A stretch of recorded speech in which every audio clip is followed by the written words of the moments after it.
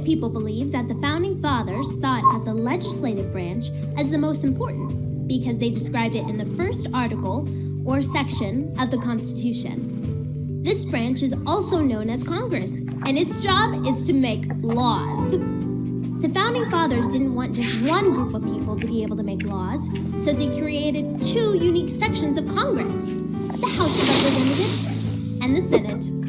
In order for laws to be created, these two sections of the legislative branch had to work together to come to an agreement. Both the Senate and the House of Representatives work at the U.S. Capitol Building in Washington, D.C. Although they share the common goal of creating laws, each section is unique. Let's take a closer look at the Senate. The Senate is made up of 100 people known as senators. 2 people from each of the 50 United States are elected to make decisions on behalf of their state in the Senate. Can anyone campaign to become a senator from their state?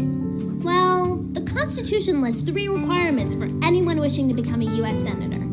First, you must be a U.S. citizen for at least 9 years before joining the Senate.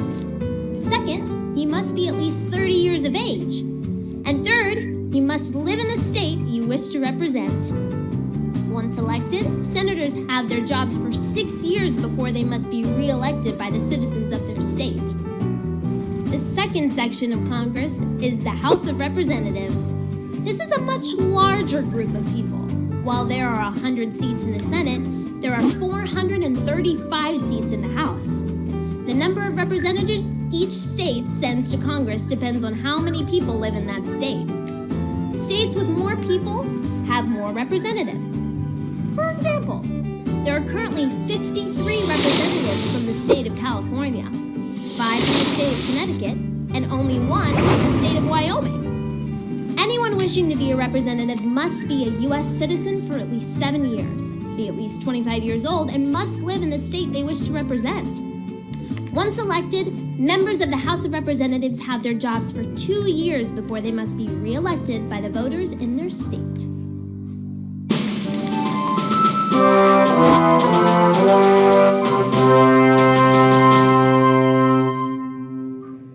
Both the Senate and the House of Representatives can introduce bills that can become laws, declare war, and pass the national budget or spending plan.